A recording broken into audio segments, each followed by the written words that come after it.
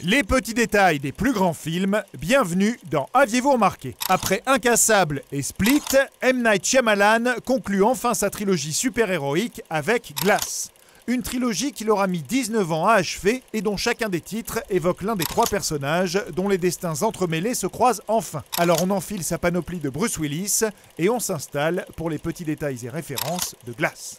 Si 19 ans séparent les deux films, Incassable et Glass sont étroitement liés. Shyamalan avait d'ailleurs prévu à l'origine d'intégrer le personnage de Kevin dans Incassable avant que le projet ne soit resserré autour du personnage de David. On apprend tout de même ici que Elijah est également responsable de la mort du père du jeune Kevin, l'obligeant à rester avec sa mère abusive. Or dans Incassable, David croisait un petit garçon abusé par sa mère dans le stade. D'ici à ce que ce soit Kevin, il n'y a qu'un pas. Un Kevin interprété par la suite par un impressionnant James McAvoy qui fait ici encore plus fort que dans Split, puisqu'il passe de 9 personnalités différentes interprétées à l'écran à 19.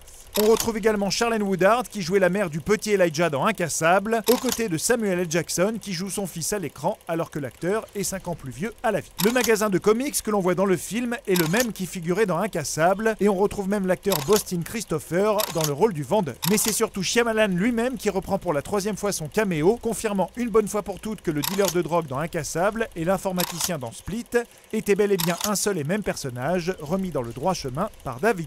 Dans la continuité des deux autres films, Shyamalan utilise les couleurs pour identifier les personnages. Selon le réalisateur, le vert couleur de la vie est réservé à David Dunn, le jaune pour Kevin, souvent associé aux cérémonies religieuses hindoues et bouddhistes, et le violet pour Mr. Glass, couleur associée à la royauté. Madame Price, Casey et Joseph portent également les couleurs correspondantes à leurs héros ou vilains respectifs. Dans le magasin de comics, on a un rappel de ces couleurs avec les signes héros en vert et vilains en violet. On peut également y voir de nombreux comics Marvel, notamment X-Men, un petit clin d'œil au rôle de Nick Fury de Samuel L. Jackson et du Professeur X de James McAvoy. La BD que conseille le vendeur à Casey est le Action Comics numéro 1 sur lequel on voit Superman porter une voiture au-dessus de sa tête, ce que fait la bête à la fin du film.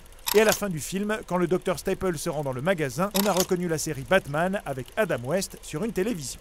On notera aussi deux petits clins d'œil à Marvel et à DC Comics, glissés discrètement sur un magazine et un journal télévisé. La tour Osaka Tower est d'ailleurs une petite référence à une autre tour fictive au nom japonais, le Nakatomi Plaza du premier Die Hard, la saga qui a déjà réuni Bruce Willis et Samuel L. Jackson.